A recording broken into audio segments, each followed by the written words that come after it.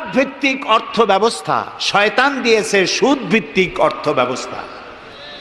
আল্লাহ দিয়েছেন ইসলাম নামক জীবন ব্যবস্থা, শয়তান দিয়েছে ধর্ম নিরপেক্ষ মতবাদ। ধর্ম নিরপেক্ষ মতবাদের স্রষ্টাকে জোরে বলেন। সব সময় শয়তানের কাজই হলো উল্টা কাম করা, আল্লাহ যা করেছে তার উল্টা করা। আল্লাহ তাআলা বললেন উসজুদু লি আদমা, আদমরে বানাইয়া সবাইকে বললেন আদমরে সেজদা দাও। ফাসা জাদু, সবাই সেজদা করলো। সবাই মানে কারা কন্ত? মাশাআল্লাহ। ইল্লা ইবলিস, মিস্টার ইবলিস সেজদা দিল না। আল্লাহ জিজ্ঞেস করলেন তুমি সেজদা দিলে না কেন? শয়তান তখন আর্গুমেন্ট পেশ করলো। সে বলল আনা খায়রুম মিনহু খালাকতানি মিন নার ওয়া খালাকতাহু মিন তিন, আমি ওর থেকে অনেক ভালো। ওরে বানাইছো মাটি দিয়ে, আমারে বানাইছো আগুন দিয়া। আগুন হলো ঊর্ধ্বমুখী, মাটি হলো নিম্নগতি সম্পন্ন। সুতরাং ঊর্ধ্বমুখী কোনো জিনিসকে নিম্নমুখী জিনিসের কাছে আত্মসমর্পণ করতে বলা, সেজদা দিতে বলা মোস্ট আনসাইন্টিফিক। কত বড় শয়তান! শয়তান জানে না যে আগুনের শক্তি কম, মাটির চাইতে আগুনের শক্তি একেবারেই কম। সব থেকে শক্তি বেশি মাটির। আগুন হচ্ছে সংহারক আর মাটি হচ্ছে উৎপাদনশীল। এ মাটির তলায় আর একটা জগৎ আছে, পানির তলায় আছে আর একটা জগৎ। আলহামদুলিল্লাহ রব্বিল আলামিন। এই যে রব্বিল আলামিন বলা হয়, আলম হচ্ছে এক বচন, আলামিন হচ্ছে বহু বচন। আল্লাহ শুধু ইহুকাল আর পরকাল, ইহজগৎ আর পরজগতের মালিক নন, বহুমাত্রিক জগতের মালিক তিনি। সেই জগৎগুলি আমরা চিনি না, অবশ্য সময় হলে আর একদিন এ ব্যাপারে বলবো ইনশাআল্লাহ। মাটির তলায় কি জগৎ, সাগরের তলায় কি জগৎ, ও বোঝে নাই, ও তো শয়তান, ও এরকম বলে বসলো। আল্লাহ তাআলা বললেন ইন্নাকা রাজিম, তুই মরদুদ, আমার হুকুমের অবাধ্য হয়েছিস, বেরিয়ে যা, তোর জীবনের সমস্ত ইবাদত আমি পণ্ড করে দিলাম। শয়তান বলল আল্লাহ তাআলা আমার ইবাদতগুলি আদমের কারণেই পণ্ড হলো, তাই এতদিন কষ্ট করে ইবাদত করলাম, এর বিনিময়ে কিচ্ছু দেবে না? আল্লাহ কয় চাইস কি? কয় আমার 3 দফা দাবি। কি কি? 1 নম্বর, যে আদমের কারণে আমার সব শেষ হইল, শয়তান হয়ে গেলাম, এই আদম বাঁচবে কয়দিন? আল্লাহ তাআলা বললেন এরা তো কিয়ামত পর্যন্ত এর সন্তানেরা থাকবে। শয়তান বলল এই আদম সন্তানকে প্রতারণা করার জন্য আমাকেও কিয়ামত পর্যন্ত হায়াত দিতে হবে। আল্লাহ তাআলা বললেন মঞ্জুর। শয়তান বলল আমাকে আমার 2 নম্বর দাবি, যেহেতু আমি মানুষের প্রতারণা দিব, ভাইতে ভাইতে ঝগড়া লাগাবো, স্বামীতে স্ত্রীতে ঝগড়া লাগাইয়া তালাক দেওয়াবো, ভাইতে ভাইতে খুনাখুনি বাধায় দেব, কিন্তু লোকেরা যদি আমারে দেখতে পায় যে শয়তান এই যে তালাক দেওয়াইয়া এই যে যায়, ছেলে আর বাপে ঝগড়া বাঁধাইয়া ভাইতে ভাইতে খুনাখুনি করাইয়া এই যে শয়তান যায়, তাহলে তো আমার ঠ্যাং আস্ত থাকবে না, আমার তো মেরে ফেলাবে। সুতরাং আমাকে আন্ডারগ্রাউন্ড ওয়ার্ক করতে দিতে হবে, আমি শয়তানি করব কেউ, কিন্তু আমারে কেউ দেখবে না। আল্লাহ কয় মঞ্জুর। শয়তান কয় লাস্টলি অ্যান্ড ফাইনালি 3 নম্বরের দাবি, আমি করব সারা জীবন তোমার বিরোধিতা। আর মজার ব্যাপার, রিজেকের মালিক তুমি, তুমি যদি আমারে আর আমার অনুসারীদেরকে খাবার না দাও তা আমি তো ওয়ার্কার পাবো না, এই জন্য আমারে খাইতে দেওয়া লাগবে, আমার ওয়ার্কারদেরকেও খাইতে দিতে হবে। আল্লাহ বললেন মঞ্জুর। শয়তান বলল আয় আল্লাহ তাআলা, এবার তোমার জাহান্নামের সংখ্যা বাড়াইতে পারো, আমি তোমার সমস্ত বান্দাগুলি সব জাহান্নামকে ভর্তি করে দেবো। এই কোরআন শরীফে আছে। আল্লাহ তাআলা ফেরেশতাদের বললেন, ফেরেশতারা শুনছো শয়তানি কইল কি? আল্লাহ রাব্বুল আলামিন বলেন আমার ফেরেশতারা, আমার আদম সন্তানের, আমার বান্দারা যদি একটি শয়তানের প্রতারণায় পড়ে একটি যদি গুনার কাজ করার নিয়ত করে, কাজটা করে নাই, শুধু নিয়ত করেছে, ইচ্ছা করেছে, আমলনামায় কোনো গুনাহ লিখবে না। গুনাহটা যখন করে ফেলবে, একটি গুনার বদলে শুধু একটাই গুনাহ লিখবে। আর যদি আমার বান্দা যদি একটি পুণ্য কাজের নেক কাজ করার নিয়ত করে কাজটা করে নাই, শুধু নিয়তের জন্য একটা নেকি লিখে দিবা। নেকির কাজটি যখন সম্পাদন করবে তখন একের উপরে 10টা গ্রেস মার্ক লাগাইয়া দিবা। সুবহানাল্লাহ। আমি এইভাবে করে আমার বান্দাদেরকে মাফ করে দেব। সুবহানাল্লাহ। শয়তান মানুষকে ওয়াসওয়াসা দেয়, আর আল্লাহ যা বানায় তার উল্টা বানায়। আল্লাহ বানাইলো জাকাত, শয়তান বানাইলো কি কন্তবুদ্ধি করে? সুদ। সুদে আর জাকাতে পার্থক্য কি? সুদ হচ্ছে গরিবদের কাছ থেকে নাও, ধনীদের দাও। আর জাকাত হচ্ছে ধনীদের কাছ থেকে নাও, সব গরিবদেরকে বন্টন করে দাও। সুবহানাল্লাহ। এর নাম জাকাত। আর এই কাজটি করার দায়িত্ব আল্লাহ দিলেন সরকারকে। সূরা হজ আল্লাহ রাব্বুল আলামিন বলেন, আল্লাযীনা ইম্মাক্কান্নাহুম ফিল আরদ আকামুস সালাত ওয়া আতাউজ যাকাত ওয়া আমারু বিল মা'রুফি ওয়া নাহাউ আনিল মুনকার ওয়া লিল্লাহি আকিবাতুল উমুর। আমি যদি মোমেন বান্দারে ক্ষমতা দেই, তারা 4 দফা কাজ করবে। কয় দফা বলেন? 1 নম্বরে মোমেনেরা ক্ষমতায় গিয়ে নামাজ প্রতিষ্ঠা করবে। 1 নম্বর কাজ নামাজ প্রতিষ্ঠা করবে। ক্ষমতায় গিয়ে তারা অর্ডার করবে, বেলা 1টার সময় সমস্ত কোর্ট কাছারি আদালত শিক্ষা প্রতিষ্ঠান কল কারখানা সব বন্ধ হবে আধা ঘন্টার জন্য। জোহরের নামাজ আর দুপুরের খানার বিরতি। নামাজ শেষ, আবার কাজ করতে আসো। নামাজ বাধ্যতামূলক। নামাজ যদি বাধ্যতামূলক হয় তাহলে তার সুফল কি? তার সুফল হলো, এসপি যদি বাধ্যতামূলকভাবে নামাজ হয়, আর এসপি যদি মসজিদের ইমামতি করে দারোগাদের নিয়ে, অফিসারদের নিয়ে, দারোগা যদি, ওসি যদি থানায় পুলিশদের নিয়ে তার ইমামতিতে নামাজ হয়, এমপি যদি তার এলাকার অফিসার দিয়ে নিয়ে ইমামতি করে নামাজের, মন্ত্রী যদি তার এলাকার লোক নিয়ে অফিসারদের নিয়ে সচিবালয় ইমামতি করে, এই মন্ত্রী, এই এমপি, এই ওসি, এই এসপি এদেরকে পিটাইয়াও ঘুষ খাওয়ান যাবে? যাবে না। যে বিশ্ববিদ্যালয়ের ভাইস চ্যান্সেলর নামাজ বাধ্যতামূলক হওয়ার কারণে মসজিদের ইমামতি করবেন, শিক্ষক শিক্ষয়িত্রী ছাত্র ছাত্রী 5 ওয়াক্ত নামাজ যে বিশ্ববিদ্যালয় জামাতে আদায় করবে, ওরা কি মাস্তান, গুন্ডা, সাদাবাজ হবে? হতে পারে না। এই জন্য সরকারের প্রথম দায়িত্ব হবে, কে বলতেছেন? কার কথা শোনাইতেছি? প্রথম দায়িত্ব হচ্ছে নামাজ প্রতিষ্ঠা করো। 2 নম্বরে যাকাত আদায় করো। 2 নম্বরে কি? যাকাত আদায় করো। এই যাকাত গভর্নমেন্ট আদায় করবে। আল্লাহর কায়দাটা কি দেখেন, এর মধ্যে সিগনিফিকেন্স কি? গভর্নমেন্ট আদায় করবে কেন? আমরা দিলে হবে না কেন? আমরা দিলেও হবে যদি ইসলামী সরকার না থাকে। ইসলামী সরকার হলে, অর্থাৎ আল্লাহর বিধান কায়েম হলে যাকাত কালেকশন করবে গভর্নমেন্ট। এখানে একটা সাইকোলজিক্যাল ব্যাপার আছে। আমি যদি অধ্যক্ষ রশিদ খান সাহেবের কাছে আমি বলি যে আমি গরিব মানুষ, আমার কিছু সাহায্য করেন, উনি যদি আমাকে সাহায্য দেন যাকাত থেকে, অথবা কোনো দয়া করে কিছু পয়সা দেন, চিরটাকাল ওনাকে দেখলে পরে আমার মাথাটা একটু নত হয়ে যেতে পারে। আল্লাহ চান না তার কোনো বান্দার মাথা আর একটা গোলামের সামনে নত হোক। সেই জন্য আল্লাহ চান সরকারের কাছ থেকে নাও, তোমার মাথা উঁচু থাকুক।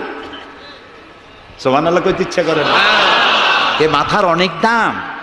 যেখানে সেখানে সেজদা দিয়েন না। পীর বুজুর্গ দেখলেই পায়ের উপরে পড়ে যায়েন না। কদম বসি করতে ইচ্ছা করে করেন, আমি বাধা দেব না, কিন্তু মাথাটা নিচু করেন না। মাথাটা আল্লাহ ছাড়া কারো সামনে নত হতে পারে না। এই মাথার অনেক দাম। আপনার বডি চেনাই যাবে না যদি মাথা না থাকে। আপনার মা অথবা স্ত্রী ছাড়া মস্তকবিহীন বডি চেনা কঠিন। এটা বডির আইডেন্টিটি। এই জন্য দেখবেন পৃথিবীর সমস্ত প্রাণী খাবারের সময় রুজির উপরে, রিজিকের উপরে মুখ লাগাইয়া খায়। গরু, বাছুর, মুরগি, হাঁস, হাতি, বাঘ, ভল্লুক, ময়না, টিয়া সব খাবারের উপরে মুখ লাগাইয়া খায়। কেবলমাত্র মানুষ খাবারের সময় খাবারটা মাখাইয়া মাথা উঁচু থাকে এখানে দেয়। আল্লাহ চান রিজিকের সামনে আমার বান্দার মাথা নত হবে না। মাথা নত হবে তো রাজ্জাকের সামনে নত হবে, রিজিকের সামনে নয়। সুতরাং গভর্নমেন্টের কাছ থেকে নাও, তাহলে তোমার মর্যাদা ঠিক থাকবে, কোনো ব্যক্তির কাছ থেকে নয়। গভর্নমেন্ট কালেকশন করবে, গভর্নমেন্ট বিতরণ করবে। এরপরে দারিদ্র বিমোচন, ইসলামের সব থেকে বড় প্রোগ্রাম দারিদ্র বিমোচন করা।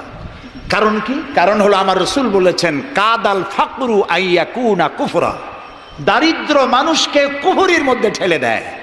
তার নামাজ রোজা থাকে না, আল্লাহ রসুল থাকে না, দরিদ্রের ধর্ম একখানা রুটি, সে তখন পূর্ণিমার চাঁদকে রুটির মতো দেখে। আছে না একটা কবিতা এরকম, পূর্ণিমার চাঁদ যেন ঝলসানো রুটি, তখন তার ধর্ম হয়ে যায় এটা। এই জন্য রসুল্লাহ বলেছেন, কাদাল ফাকরু আইয়াকুনা কুফরা। রসুল্লাহর একটা ব্যাংক ছিল, সেই ব্যাংকের নাম ছিল বাইতুল মাল। এ বাইতুল মাল ব্যাংক যেদিন তিনি এর ইনোগ্রাল সেশন, উদ্বোধনী দিন, আমাদের ব্যাংকগুলি উদ্বোধন করার সময় কত সামিয়ানা, গেট, তোরণ ইত্যাদি করা হয়। রসুল্লাহর ব্যাংক উদ্বোধন করা হলো মসজিদে নববীর ভিতরে, খেজুর গাছের খুঁটি আর খেজুর গাছ, উটের পশম, খেজুর গাছের পাতার মাটি, এই দিয়া ছাদ। উপরে যদি বৃষ্টি হয় আধা ঘন্টা, নিচে বৃষ্টি পড়ে 1.5 ঘন্টা, পাতার ট্যাপট্যাপানি। এরকম একটা মসজিদের ভেতরে বসে রসুল্লাহ ব্যাংক উদ্বোধন করলেন আর বললেন, বুখারীর হাদিস, মান তারাকা দায়নান আও দিয়ান ফাআলাইয়া। আমার রাষ্ট্রের ভিতরে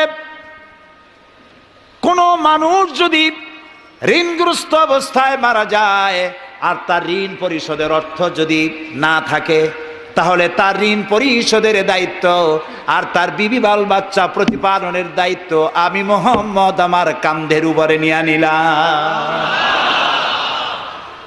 দারিদ্র বিমোচনের জন্যে নবী করিম সাল্লাল্লাহু আলাইহি ওয়াসাল্লাম মানুষকে কাজ দিয়েছেন, ভিক্ষা কম দিয়েছেন। কেউ চাইলে, রসুলের আদত মোবারক ছিল, কেউ কিছু চাইলে পকেটে হাত দিতেন, থাকলে দিতেন। জীবনে একদিনের জন্য কাউকে না বলেন নাই।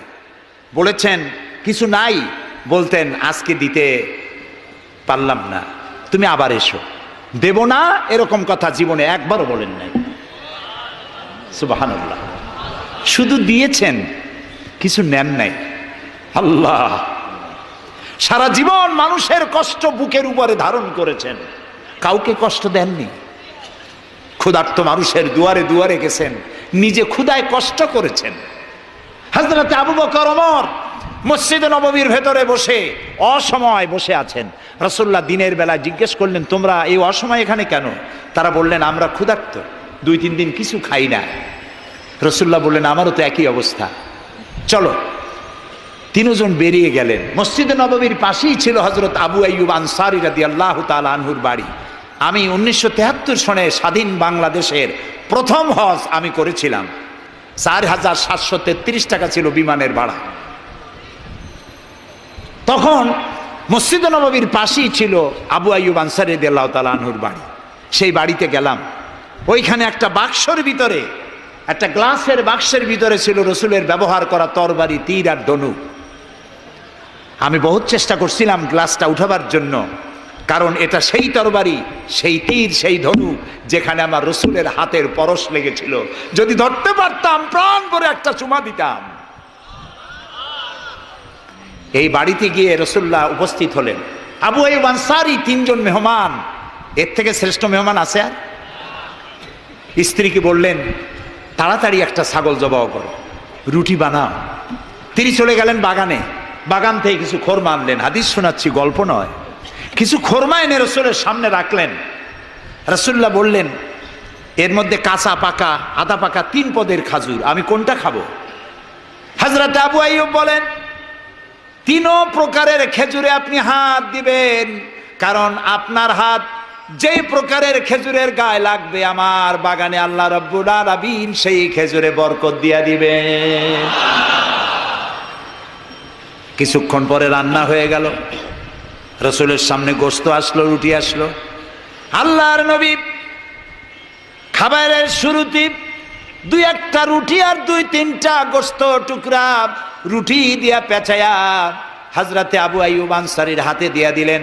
বললেন, আবু আইয়ুব, এই রুটি আর গোশত টুকরা নিয়ে যাও, আমার কলিজার টুকরা মা ফাতেমা গত 3 দিন হলো কিছু খায় নাই। দুনিয়ার মানুষের খাবার পৌঁছায়ছেন, নিজে না খেয়ে থেকেছেন। হযরত আয়েশা বলেছেন, একদিন দুই দিন না, মাসের পর মাস রাসূলুল্লাহর স্ত্রীদের ঘরে চুলায় আগুন জ্বলে নাই। হযরত ওমর রাদিয়াল্লাহু তাআলা আনহু রাসূলুল্লাহর ঘরে প্রবেশ করেছেন। এখনো ঘরটা আছে, মসজিদে নববীর কোনায় ছোট্ট ঘরটা, বিশ্বনবীর ঘর। তিনি ঘরের মধ্যে প্রবেশ করে দেখেন রাসূলুল্লাহ শুয়ে আছেন। তারপরে হযরত আবু বকর সালাম করলেন, রাসূলুল্লাহ উঠে বসলেন। হযরতে ওমর রাদিয়াল্লাহু তাআলা আনহু বাচ্চা শিশুর মতো ডুকরে কেঁদে উঠলেন। নবীজি জিজ্ঞেস করলেন, ওমর কাঁদো কেন? হযরত ওমর বলছেন, ইয়া রাসূলুল্লাহ, আমি বিশ্বনবীর ঘর দেখতেছি, ছোট্ট একটি ঘর, এক কোনায় পানি শূন্য সরাহি কাত হয়ে পড়ে আছে, এক পাশে একটা গ্লাস, আর আপনি যে বিছানায় শোয়া, চাদর নাই, বালিশ নাই, দড়ি দিয়া বুনানো খাটিয়ার উপরে শুয়েছিলেন, হাতের তলায়, মাথার তলায় হাত দিয়ে আপনার জান্নাতি শরীর মোবারকের পিঠের উপরে দড়ির দাগ আমি সহ্য করতে পারছি না ইয়া রাসূলুল্লাহ। কাফেরেরা পৃথিবীতে এত শান্তি করলো, আর আল্লাহ রাসূলের গায়ে দড়ির দাগ, আপনি আমাকে অনুমতি দেন, আমি একটা তোশক আপনাকে বানায় এনে দেই। রাসূলুল্লাহ বললেন, ওমর, আমি যদি হুকুম করি, এই যে ওহদ পাহাড়টা আমার জন্য সোনায় পরিণত হয়ে যাবে। আমি পৃথিবীতে শান্তি করতে আসি নাই, এসেছি মানবতার মুক্তির জন্য, কল্যাণের জন্য। নবী করিম সাল্লাল্লাহু আলাইহি ওয়াসাল্লাম এই যাকাতের বিধান কায়েম করলেন। মানুষের দুয়ারে দুয়ারে খাবার পৌঁছে গেল, বৃদ্ধরা ভাতা পেল, বয়স্করা ভাতা পেল, বেকারেরা তাদের কাজের সংস্থান পেয়ে গেল। অবস্থা এমন হলো, হযরত ওমর ইবনে আব্দুল আজিজ রাহমাতুল্লাহ আলাইহির সময় যাকাত কে নেবে, যাকাত কে নেবে চিল্লানো হতো, ঢোল বাজানো হতো। একজন লোক পাওয়া যেত না যে যাকাত আমার দরকার। ইতিহাস লিখছে, ওই সময় একজন লোক তার সাদকার টাকা নিয়ে ঘুরতেছে যে যাকাত কাকে দিবে। 3 দিন হলো যাকাত নেওয়ার মতো একটা লোক পেল না। অবশেষে ক্লান্ত হয়ে মরুদ্যানের মধ্যে বসে আছে। কিছু সময় পর দেখলো যে একটা লোক, ধুলায় ধূসরিত চেহারা, তিনি এসেছেন, হাতে একটা বড় টোপলা। এই লোকটি বলল, পথিক, আসসালামু আলাইকুম, আমি 3 দিন ঘুরলাম এই দেশে, একটা মানুষ পেল না যাকে আমি সদকার টাকা, যাকাতের টাকা দিতে পারি। আপনাকে মনে হচ্ছে গরিব মানুষ, জামা কাপড় ময়লা, আপনি আমার এই টাকাগুলি নিয়ে আমাকে উদ্ধার করুন। লোকটি বলছে, তোমার মাথা ঠিক আছে কিনা আমি জানি না, তুমি কি মনে করছো যে আমার এই বস্তার মধ্যে ছেঁড়া খাতা? তোমার ওই টোপলায় যত টাকা, ওর থেকে অনেক বেশি টাকা আমার এই বস্তার ভিতরে। আমি 1 সপ্তাহ ঘুরতেছি, একটা গরিব মানুষ পাই নাই এই দেশে।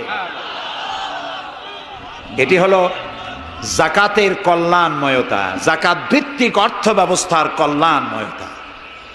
যারা এই যাকাত দেয় না, অর্থকে সঞ্চিত করে, সোনা এবং রূপাকে সঞ্চয় করে, তাদের সম্পর্কে আল্লাহ কি বলছেন? والذين يكنزون الذهب والفضة ولا ينفقونها في سبيل الله فبشرهم بعذاب أليم। যারা নাকি রৌপ্য এবং স্বর্ণ সঞ্চয় করে, আমার রাস্তা খরচ করে না, মানে গরিবদের দেয় না, সঞ্চিত করে রাখে, তাদের জন্য কঠিন পীড়াদায়ক শাস্তির সুসংবাদ দাও। প্রশ্ন উঠতে পারে, শাস্তির কি সুসংবাদ হয়? শাস্তির কি হয়? আল্লাহ সুসংবাদ বললেন কেন? এটা বোঝাবার জন্য ছোট্ট একটি দৃষ্টান্ত যথেষ্ট। মা যদি ছেলেকে কন্ট্রোল করতে না পারে, দারুণ দুষ্ট, মা তখন বলে, দাঁড়া, তোর বাপ আসুক, আমি তারে নালিশ করবো, এমন পিটটি দেবে তখন মজা টের পাবে। পিটাইলে কি মজা লাগে? তাহলে মজা বললো কেন? শাস্তির তীব্রতা বোঝাবার জন্য মজা শব্দ ব্যবহার করা হয়। এটা কোরআনে কারিমের বাগধারা। আল্লাহ তাআলা বলছেন, তীব্র শাস্তির সুসংবাদ দাও। স্বর্ণ আর রৌপ্য জমা করে রেখেছো, যাকাত দাওনি। বহু মহিলার অসংখ্য সোনার রূপা আছে, যাকাত দেন না। কবে কালে ভদ্র একটা বিয়ে আসবে, সেই বিবাহে সজ্জিত হয়ে যাবেন, সারা বছরে জাকাত দিলেন না, এতগুলি সোনা আটকায় রাখলেন কেন? আল্লাহ চান না টাকা পয়সা পুঞ্জীভূত হয়ে থাকুক। কোরআন শুধু নামাজ রোজা নয়, দেখুন না আল্লাহ কি বলছেন। আল্লাহ বলছেন কায়লা ইয়াকুনা দুলাতাম বাইনাল আগনিয়াই মিনকুম, আল্লাহ বলছেন তোমাদের কিছু সংখ্যক ধনীদের মধ্যে তোমাদের সম্পদগুলি পুঞ্জীভূত হয়ে যাক, এটা আমি চাই না। এটা যাকাত, ফিতরা, সাদকা, এককালীন দানের মাধ্যমে গোটা জাতির মধ্যে পৌঁছে যাক, তাহলে মানুষের উপকার হবে। সুতরাং 7.5 তোলা নিচ পর্যন্ত জাকাত আপনার না দিলে চলবে। যখন 7.5 তোলা হবে তখনই জাকাত শুরু হবে, যত বেশি হয় গোড়া থেকে শুরু করে সবটা দিতে হবে। 52 তোলা রূপা হলে জাকাত দিতে হবে। এই জাকাতের টাকা না দিয়ে যারা জমা করে রাখেন, শাস্তিটা কি হবে শোনেন, আল্লাহ শাস্তির ধরনও বলছেন। ইয়াউমা ইউহমা আলাইহা ফি নারে জাহান্নামা ফাতুকওয়া বিহা জিবাহুম ওয়া জুনুবুহুম ওয়া যুহুরুহুম হাযা মা কানাজতুম লিআনফুসিকুম ফাযুকু মা কুনতুম তাকনিজুন। এমন একদিন আসবে যখন এই স্বর্ণ আর রৌপ্যকে জাহান্নামের আগুন দিয়ে জ্বালায়া সিল বানানো হবে, আর এই সিলগুলি তোমার কপালে, তোমার পার্শ্বদেশে, তোমার পৃষ্ঠদেশে সিল মারা হবে জাহান্নামের আগুন দিয়ে, আর বলা হবে হাদা মা কানাজতুম লিআনফুসিকুম, এই হলো তোমার সেই সব সঞ্চিত সম্পদ যা তুমি সঞ্চয় করে রেখেছিল, আল্লাহর রাস্তায় খরচ করো নাই। রাসূলের কাছে প্রশ্ন হয়েছে ওয়ায়াসআলুনাকা মাযা ইউনফিকুন, হে রাসূল আপনাকে প্রশ্ন করা হয় যে কি খরচ করব। আল্লাহ তাআলা বলছেন কুলিল আফওয়া, বলুন প্রয়োজনের অতিরিক্ত জিনিস আল্লাহর রাস্তায় খরচ করে দাও। আমরা প্রয়োজনের অতিরিক্তটা ব্যাংকে জমা রাখি, আল্লাহ বলেন খরচ করো, যত খরচ করবে আল্লাহ তত বাড়াই দিবেন। দেখেন না আল্লাহ বাড়ায় কেমনে? আল্লাহরে বিশ্বাস করেন যে আল্লাহ যে বাড়াইতে পারেন, এটাকে বিশ্বাস করেন? এটি তো ইমানের প্রশ্ন, কেউ যদি জবাব দিতে ব্যর্থ হন তাহলে তো কুলক্ষণ। আল্লাহ কি সম্পদ কমানো আর বাড়ানোর মালিক কে? ইয়ামহাকুহুল্লাহুর রিবা ওয়া ইউরবিস সাদাকাত, আল্লাহ তাআলা বলছেন আমি সুদকে ধ্বংস করি আর সাদকাকে বৃদ্ধি করি। হালালে বরকত হয়।